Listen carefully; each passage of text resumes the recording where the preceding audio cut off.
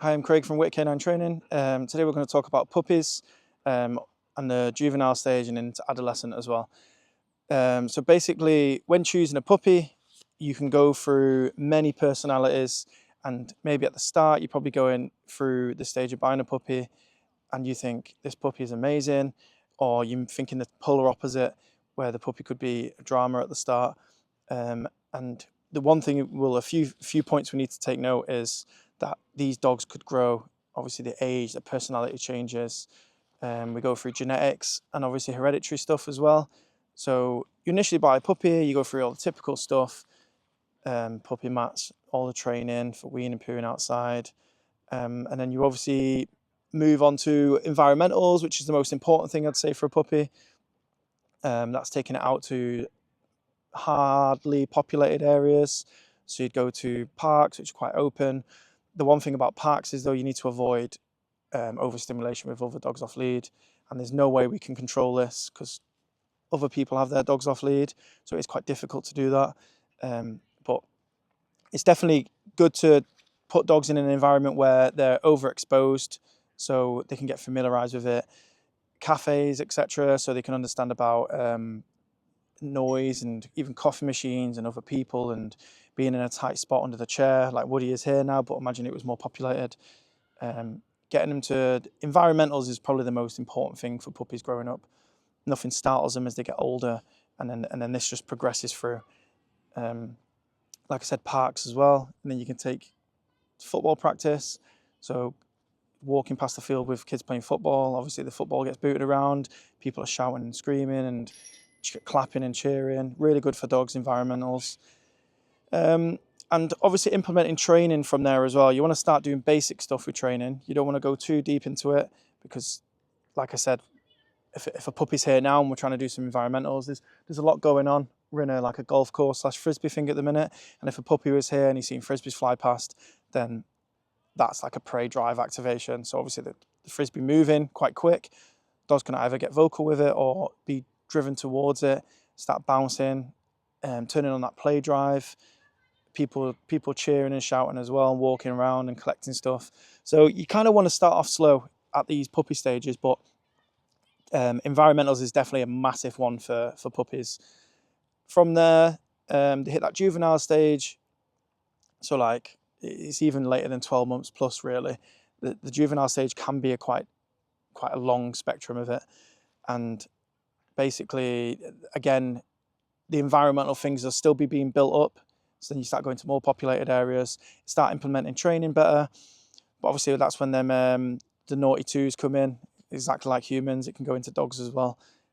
And they start fluctuating with training, so you can get focused for a couple minutes and then it can stem off from there.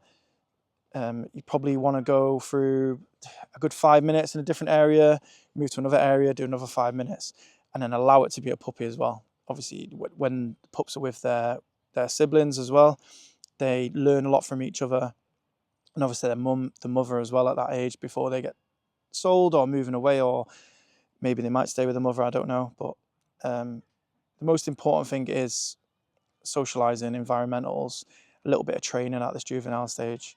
And there is many more things, getting used to a dog to jumping in and out of a vehicle.